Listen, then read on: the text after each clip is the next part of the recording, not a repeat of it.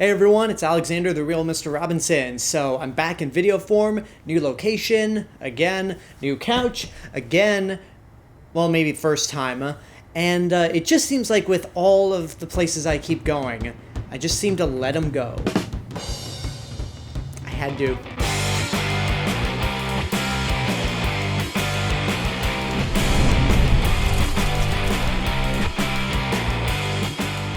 And with that horrible pun out of the way, let's talk about Frozen 2, which is the sequel to 2013's Frozen, and brings back the same cast as the first movie. You have Kristen Bell returning as Princess Anna, you have Idina Menzel returning as Queen Elsa of Arendelle, and you have Josh Gad as the lovable Olaf. So it's been 6 years since the first Frozen movie, but this one actually takes place just 3 years after the events of the first movie, and it follows our heroes as they journey into what is essentially the Forbidden Forest, because Elsa has been hearing this sound that keeps calling to her, and they all embark on this journey that not only leads to Elsa finding the origins of her powers, but it also might have something to do with her and Anna's family history. So I think we all remember Frozen from 2013. We all knew that it was going to be a good movie, but I don't think anybody could have anticipated it being a juggernaut of a hit. Having rewatched this movie just before seeing the sequel, I don't love it as much as I did the first time around, but it's still really, really good. The characters are fun, the songs are great, especially with Let It Go, that just dominated the world for months. And it's got a great visual look to it. It is a classic Disney fairy tale with some nice twists here and there.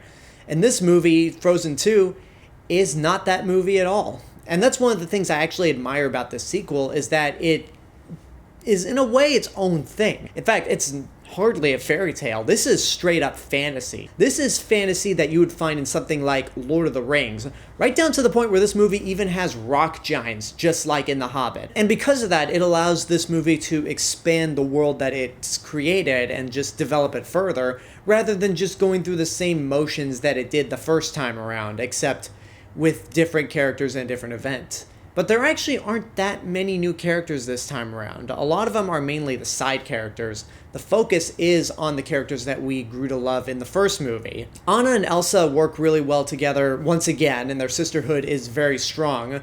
Kristoff, Stem, and Olaf are great as the comic relief, and I was actually surprised that Olaf didn't annoy me as much as I thought he would, because I liked Josh Gad in the first movie, but usually when it comes to these sequels, Disney will just put the comic character front and center and make him the focus. Pixar did that with Cars 2 and Mater, and that was a huge mistake. But luckily, Olaf is not front and center this time around. He has his funny moments, but they're very few in between and only pop up when absolutely necessary, because this movie isn't as funny as you would think it is. Because this movie's taking more of an approach to fantasy, like Lord of the Rings, it doesn't come across as comedic as the first movie did, which definitely had its goofy moments, and they were effective goofy moments. And I think having this be straightforward fantasy is something that I really admire about the movie, but unfortunately, I don't think it's as good as the first one. To be honest, the things that worked about the first Frozen movie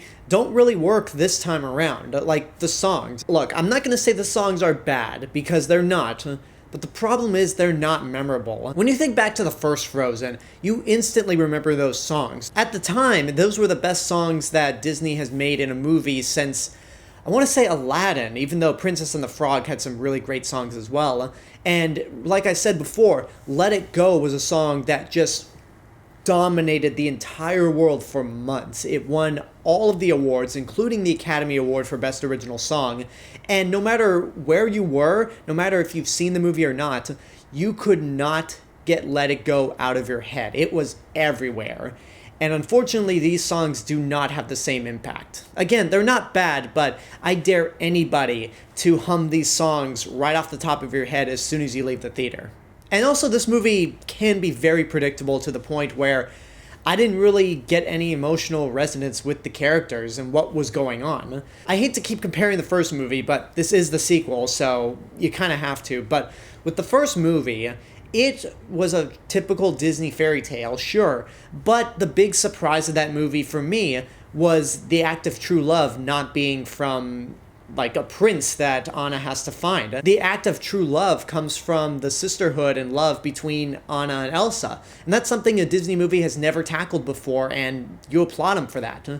This movie doesn't have anything like that. There's no real surprises to be had in terms of its message, and I didn't even think about this aspect until this morning when I woke up, but there are a few points in this movie where it kind of has the cliched white savior aspect to it. And while it didn't bug me because I didn't think about it until the next day, it definitely reinforces the statement that this movie is predictable and lacks surprises. This is something that should have gone straight to video, or straight to Disney Plus now that we're in this era. So why did it get a theatrical release? Frozen made $1 billion worldwide. And Disney is not going to let something go that makes $1 billion.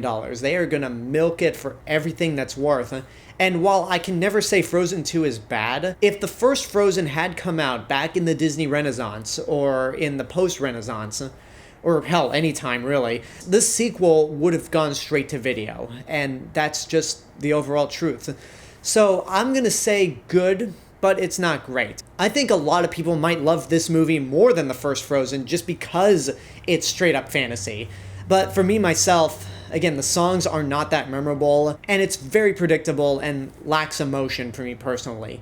Not bad, but in terms of animated movies this year, Toy Story 4 is still on top, which means Disney still wins regardless. And there you go, that's my review for Frozen 2. And now I want to know what you guys think about the movie. If you've seen it, what did you think? And what is your favorite Disney sequel out there? It can be theatrically released, straight to video, whatever the case may be, let me know in the comments below. And until next time, I hope you enjoyed this review. Don't forget to subscribe to the channel, give this video a like, leave a comment, support my Patreon page, follow me on social media, and until next time, this is the real Mr. Robinson telling you, there's only one.